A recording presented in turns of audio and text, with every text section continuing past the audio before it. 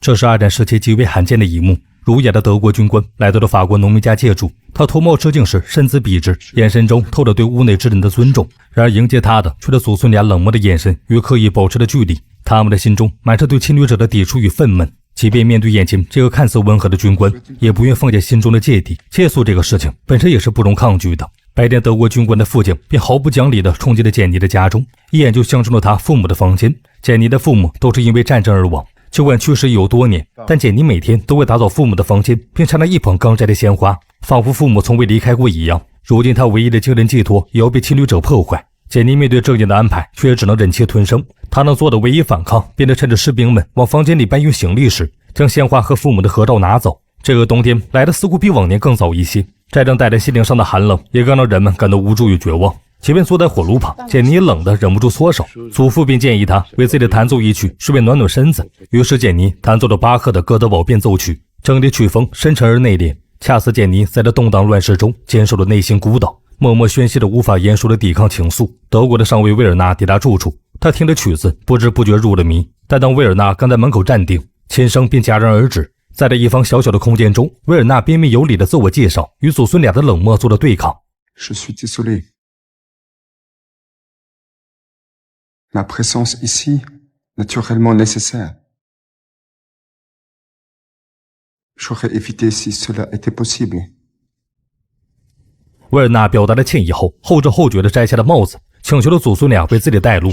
简妮迅速起身，不情愿地带着威尔纳来到了父母曾住过的房间。威尔纳环视了一圈，由衷地对环境进行了夸赞，简妮却只留下了一个冷漠的背影。即便清楚自己并不受待见，威尔纳仍旧保持着应有的风度。见到面后会立正行礼，晚上回家也会道声晚安。他还考虑到又变天了，这里可能会很晚回来，便主动提议祖孙俩将大门关上，这里可以从小门通过。所以威尔纳回到了自己的房间。当祖父欢呼可以不用给敌人留门时，简妮却下意识地否决了这个想法。一段时间的相处后，他内心的天平已经在不知不觉间开始倾斜。这天简妮如往常般前往固定点领取日常口粮。如今法国作为殖民地，民众的所有的粮食都被德军控制着，普通民众只能排队守着领取。当简妮领完食物后，却发现原本锁好的自行车竟在自己眼皮底下被人顺走了。无奈之下，简妮只好认命地走回了家中。遥远的路程令他的双脚磨出血泡，腿脚不便的祖父只能心疼地注视着简妮。随着门外的停车声响起，这也意味着威尔纳即将踏入家门。简妮快速地坐到了壁炉旁，等待着威尔纳前来打招呼。随着对方的声音打破了平静，简妮不动声色地用翻书页的动作做出了回应。威尔纳显然注意到了这一点变化，于是他主动走进客厅，对着两人说了几句话。J'ai toujours aimé la France. J'étais un enfant à l'autre guerre, et déjà j'aimais ce pays.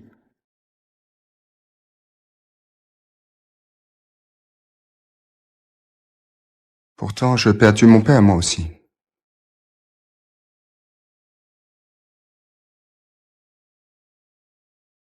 Quelle est la famille française ou allemande qui n'a pas eu un mort par la Grande Guerre?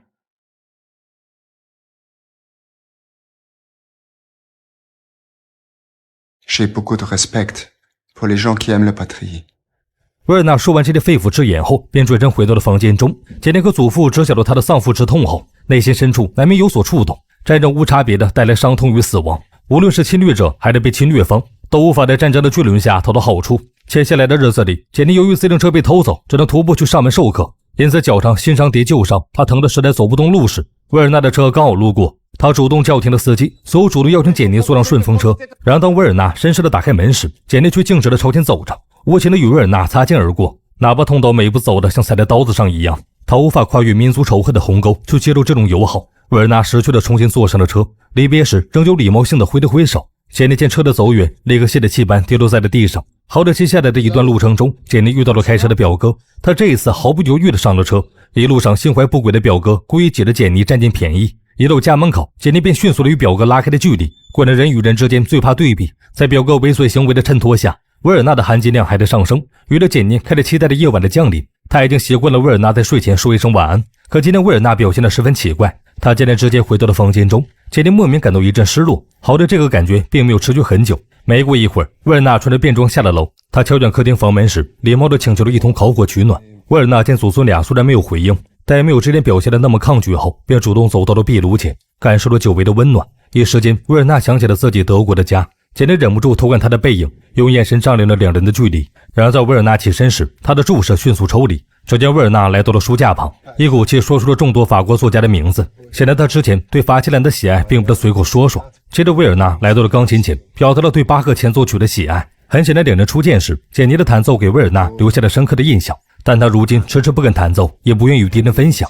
令简妮没料到的是，他竟然遇到了知音。维尔纳在这讲述起了自己的事情。Je ne crois pas vous l'avoir dit, mais je suis musicien, moi aussi. Compositeur. Certains sont dans l'armée par la vocation. Chez nous, c'est un peu la tradition familiale. Nous n'avons pas vraiment le choix. 维尔纳此言使简妮意识到，他也同样被战争裹挟，仇恨之心有了松动。但在国家仇恨面前，个人感情却显得微不足道。之后发生了一件事，让简妮意识到维尔纳的性格底色本就善良。维尔纳路过邻居家时，发现有孩子摔倒在地，他立刻要求司机停车，最后亲手抱起受伤的孩子，将他送到了邻居家中。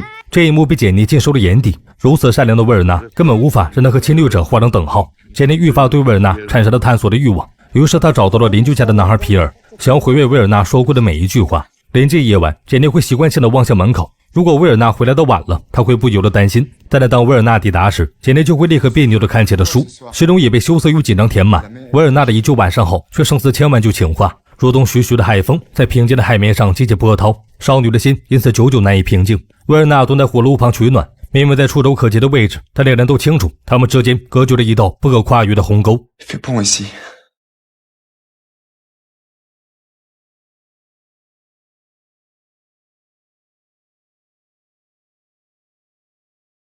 Quelle chance, vous savez, d'habiter près de la mer. Moi, ce que j'aime dans la mer, c'est son silence. Je ne parle pas de Brandon, les ressacs. Enfin, je parle de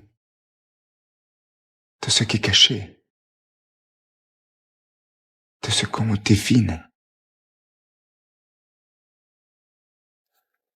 La mer est silencieuse, mais il faut savoir l'écouter.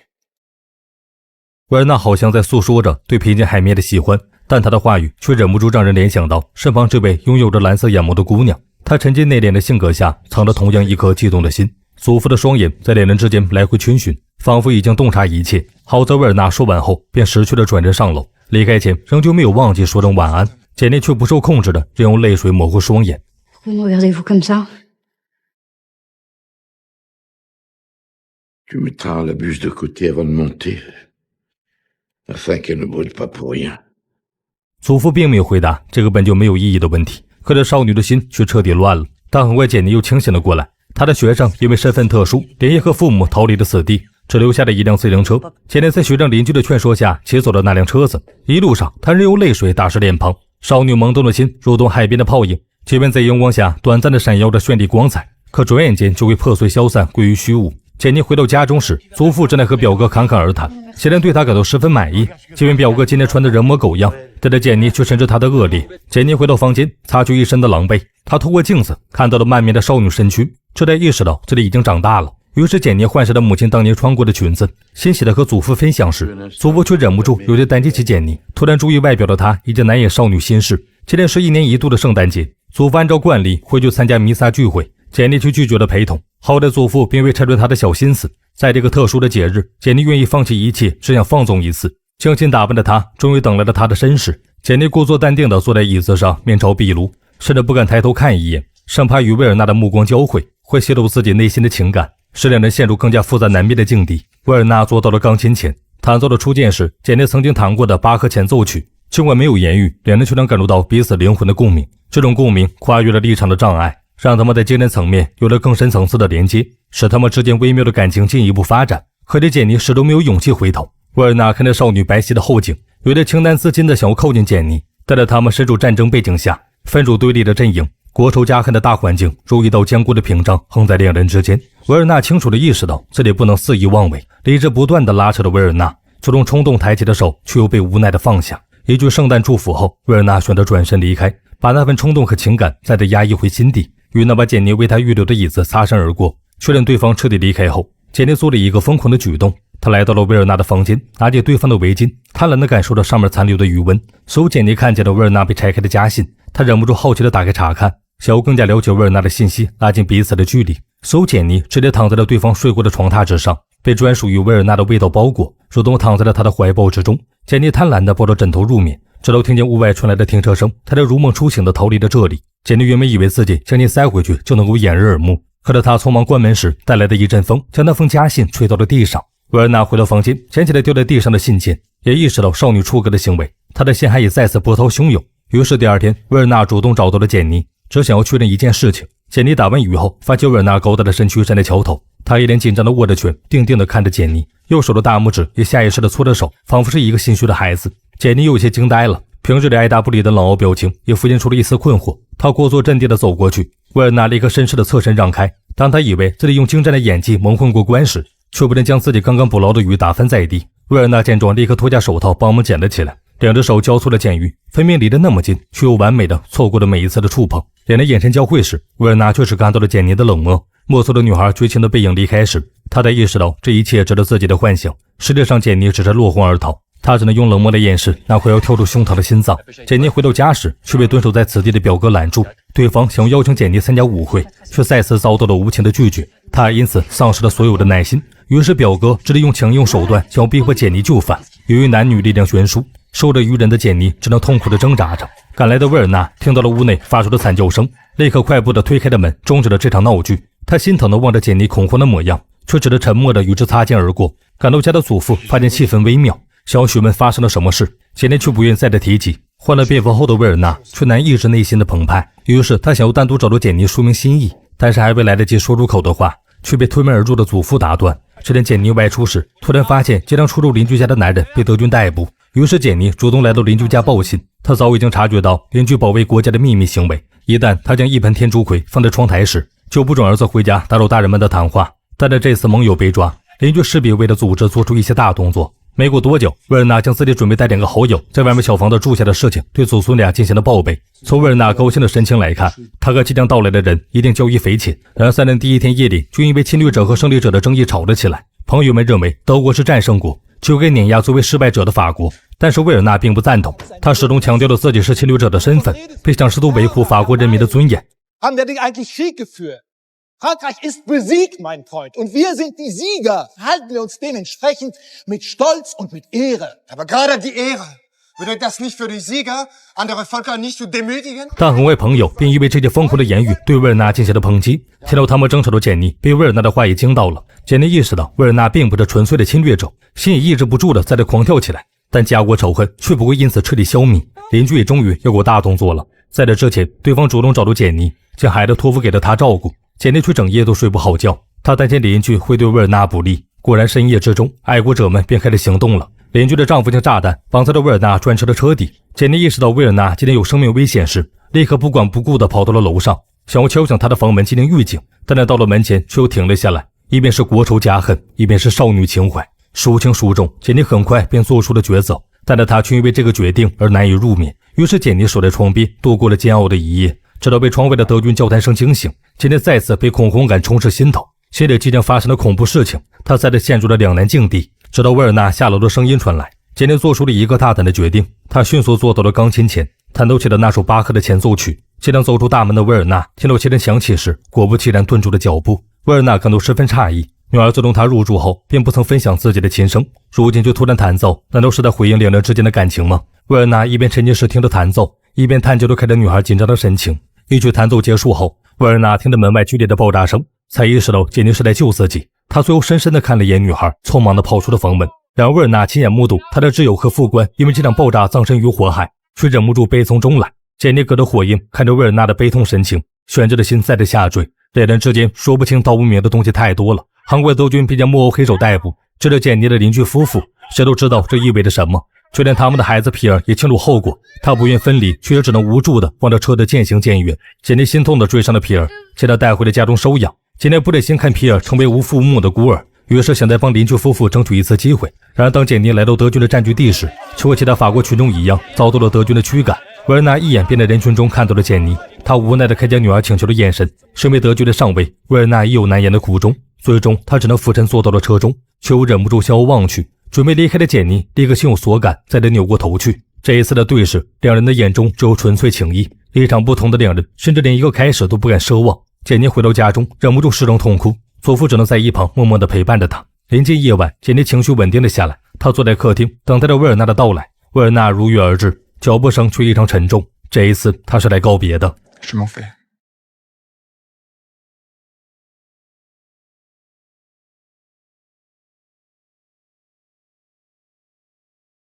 Je demandais de partir sur le front russe.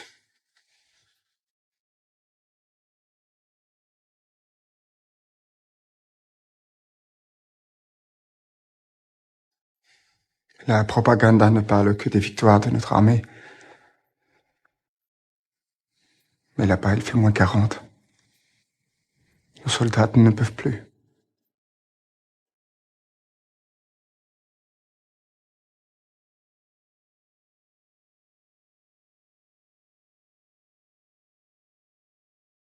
Je mets en route ce soir.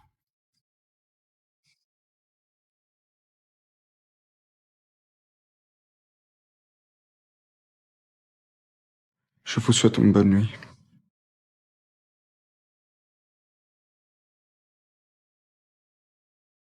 Adieu. 维尔纳看着简妮的眼泪如同断了线的珠子般在脸颊上流淌，他也只得多看了少女一眼，便转身离开了。痛失父母的简妮比谁都清楚战争的恐怖，那里是死亡与绝望的深渊，无数年轻的生命竟在战争的巨轮下被无情碾压。于是他再也难以抑制内心的冲动，简妮果断地追了出来。本来已经坐在车中的维尔纳立刻主动下了车，听到了简妮第一次从他开口说话。这是少女唯一一次对维尔纳说话，是第一句，却也是最后一句。这句再见在法语中意味着永别。维尔纳看着泪眼朦胧的简妮，动了动嘴唇，却也什么也没说。这一刻他的心中有一场海啸，但是他却只能静静地站着，没有让任何人知道。两人离别时，甚至连一个拥抱都没有。现在数秒后，维尔纳家爱人的模样默默地深刻脑海中。所有夫人上车，奔赴那有去无回的战场。